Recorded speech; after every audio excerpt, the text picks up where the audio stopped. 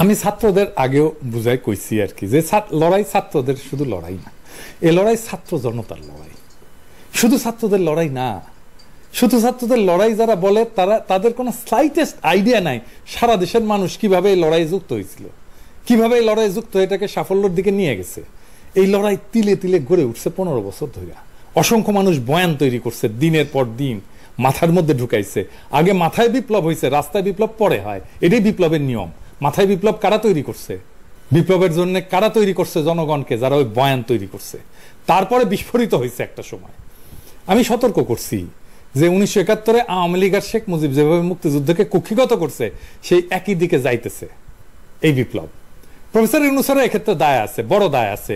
উনি কিছু হইলে ছাত্র ছাড়ার কথা নাই, মানে ছাত্র ছাড়া বোধহয় কেউ লড়াই ছিল না। আপনি স্যার শহীদের তালিকা দেখছেন, হাতে নিয়ে দেখেন, ওর মধ্যে হকার আছে, রিক্সাওয়ালা আছে, নির্মাণ শ্রমিক আছে, দোকানদার আছে, গৃহবধূ আছে, গার্মেন্ট শ্রমিক আছে, আলেম আছে, ঠেলাওয়ালা আছে, ড্রাইভার আছে, কোন পেশার লোক নাই? এদের জীবনদান কি মূল্যহীন? তৌহিদ সাহেব সেদিন দেখলাম কইতেছেন যে ছাত্র নাই নাকি আন্দোলন করেছে, আর যারা করেছে তার বাইরেও যারা জনতা তারাও খুব ইয়াং, তার মানে মুরব্বীরা নামে নাই। হ্যাঁ, আপনি নামেন নাই তৌহিদ সাহেব, আপনি ভীরু, আপনি নামেন নাই। কোন মুরব্বী মাঠে নামে নাই? সবাই নামছে, আপনি ছাড়া। আপনার কলিগ আসিফ নজরুল মাঠে নামে নাই, আপনার কলিগ শুভ্র ভাই মাঠে নামে নাই, ও সে তো জেল খাটছে। নাকি আসিফ নজরুল আর শুভ্র ভাই বুড়া না কচি? শুভ্র ভাই তো মাথার চুল পেকে গেছে, তো তারা কি বুড়া না কচি? হ্যাঁ, জনতার অবদানকে অবমূল্যায়ন করবেন না। প্রফেসর ইউনূস আপনিও রাজনীতি করেন নাই, তৌহিদ সাহেব আপনিও করেন নাই, তাই কি মিস্টেক করতেছেন এটা বুঝতে পারতেছেন না। আমি কয়া দিই কি ভুল করতেছেন।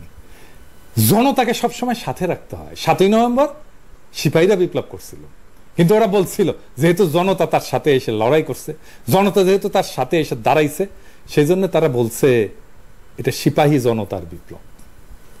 সবসময় জনতাকে পাশে রাখতে হয়।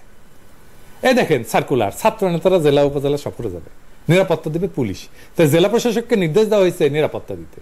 বিপ্লব করছে যে ছাত্ররা, বিপ্লব বিজয়ের 1 মাসের মধ্যে সেই নেতাদের পুলিশ প্রোটেকশন লাগে। হ্যাঁ, জনতা থেকে এত বিচ্ছিন্ন হয়ে গেছেন। আরো প্রমাণ দেখাচ্ছি, বিপ্লবের নেতারা জেলা উপজেলায় গেলে জনবিস্ফোরণ হবে, সেটা হওয়া উচিত তো, তাই না? এটা তো বিপ্লব হয়েছে, ওইখানের নেতারা প্রোটেকশনের ব্যবস্থা করবে। এটা যারা অর্গানাইজ পলিটিক্স করে এসে তারা জানে কিভাবে এটা করতে হয়, এই ট্রেনিং তাদের থাকে। আর একটা কথা না বললেই না, এই চট্টগ্রামের সমাবেশ, মহাসমাবেশ, এটা খুব ভালো সমাবেশ হয়েছে, মাঠের পিছের লোক নাই। দেখেন তো এডিটর সাহেব, মাছের পিছের দেখেন তো ফাঁকা। আমার মাথার চুল যেরকম ফাঁকা হয়ে যাচ্ছে, বয়স বাড়িচ্ছে, সিংকা বিপ্লবেরও বয়স বাড়িচ্ছে, আর লোক সরে যাচ্ছে আপনাদের পাশে থেকে। এটা কেন হইল এবার বুঝতে পারছেন? জনতাকে দূরে সরাই দিচ্ছেন, ওখানে জনতা নাই। আর একটা ভিডিও দেখাই, কোথায়কার জানি না, দেখেন নেত্য হইতেছে। এটা অবশ্য বৈপ্লবিক নেত্য, কেউ ডিস্টার্ব দেন না। হ্যাঁ, বিপ্লবের ইতিহাস পড়া দেখেন, বিপ্লবের নেতারা কেমন করে চলে, কি করছে, কেমন করে বিপ্লবকে সংহত করছে, এই জিনিসগুলো একটু পড়ে টড়ে দেখেন না, দেখলে তো অসুবিধা নাই, তাই না? আমাদের কথা তো আর শুনবেন না, আমরা তো কেউ না। হ্যাঁ, তো নিজেরাই পড়ে নিয়েন। হ্যাঁ, না হইলে ওরকম পিছে থেকে লোক সরা শুরু করবে আর কি। হ্যাঁ, কিন্তু লোক সেটা কোথাও না কোথাও যাবে। হ্যাঁ, কোথায় যাবে সেটা আর আমরা কয়ে দিতেছি না। আমি এপিসোডগুলোর শেষে শহীদদের কথা বলি, আহতদের কথা বলি। আজ বলবো একজন আহতের কথা, কিন্তু ভয়াবহ গল্প। আসেন সেই গল্পটা শুনি। প্রফেসর ইউনূস আপনিও শুনেন। দিনাজপুরে ছাত্র জনতার আন্দোলনে গুলিবিদ্ধ এক দিনমজুরের চিকিৎসা করানোর জন্য নবজাতক সন্তানকে বিক্রি করেছেন তার স্ত্রী। দিনমজুর আব্দুর রশিদ গুলিবিদ্ধ হয়ে দিনাজপুর 250 শয্যা হাসপাতালে ভর্তি হন, কিন্তু হামলা মামলার ভয়ে স্ত্রীকে নিয়ে বাড়ি চলে যান রশিদ। পরে বেশি অসুস্থ হলে আবারও হাসপাতালে ফিরে আসেন। হাসপাতালের চিকিৎসা খরচ মেটানোর জন্য নিজের নবজাতক সন্তানকে তিনি বিক্রি করে দেন। গত 4 আগস্ট ছাত্র জনতার আন্দোলন চলাকালে অন্তঃসত্ত্বা স্ত্রীকে দিনাজপুর 250 শয্যা বিশিষ্ট জেনারেল হাসপাতালে চেক আপের জন্য নিয়ে যান আব্দুর রশিদ। হাসপাতালের বহির্বিভাগের সামনে টিকিট নেওয়ার আগেই আন্দোলনকারীদের লক্ষ্য করে ছোড়া শটগানের গুলি এসে লাগে তার গায়ে। হাসপাতালে প্রাথমিক চিকিৎসার পর স্ত্রীকে নিয়ে ফিরে আসেন শহরের রাজবাড়ি এলাকায়, যে বাড়িটিতে তারা আশ্রিত হিসাবে থাকেন। কিন্তু 8ই আগস্ট আবার অসুস্থ হয়ে পড়েন তলপেটে গুলিবিদ্ধ রশিদ। এদিকে প্রসবের সময় ঘনিয়ে আসায় রোকেয়ার অবস্থা খুব একটা ভালো না। ওই দিন প্রতিবেশীরা তাৎক্ষণিক চাঁদা তুলে রশিদকে Dinajpur M Abdur Rahim medical college হাসপাতালে ভর্তি করান। পরদিন 9 আগস্ট অস্ত্রোপচার হয় তার। একই দিনে ফুটফুটে এক কন্যা সন্তানের জন্ম দেন রোকেয়া। ওই কন্যা সন্তানের মুখ আর দেখা হয়নি রশিদের। তারই চিকিৎসার খরচ জোগাতে মাত্র 72 ঘন্টা বয়সের সন্তানকে বিক্রি করে দিয়েছেন রোকেয়া। নির্মম এই সত্যকেও মেনে নিয়েছেন তারা।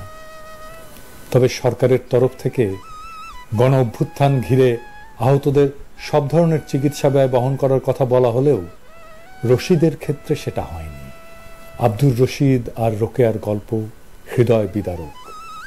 যেখানে আহতদের চিকিৎসা নিশ্চিত করার দায়িত্ব সরকার আর তার উপদেষ্টারা নিয়েছেন, সেখানে এমন একটা ঘটনা আমাদের জন্য হতবুদ্ধিকর। যাদের দায়িত্ব ছিল সমাজের অবহেলিত মানুষের পাশে দাঁড়ানো, তারা কোথায় ছিলেন যখন সন্তানকে বিক্রি করে দিতে হলো? যখন রশিদ হাসপাতালের বিছানায় মৃত্যুর সঙ্গে লড়াই করছিলেন, তখন কেন তারা উদ্যোগ নিলেন না?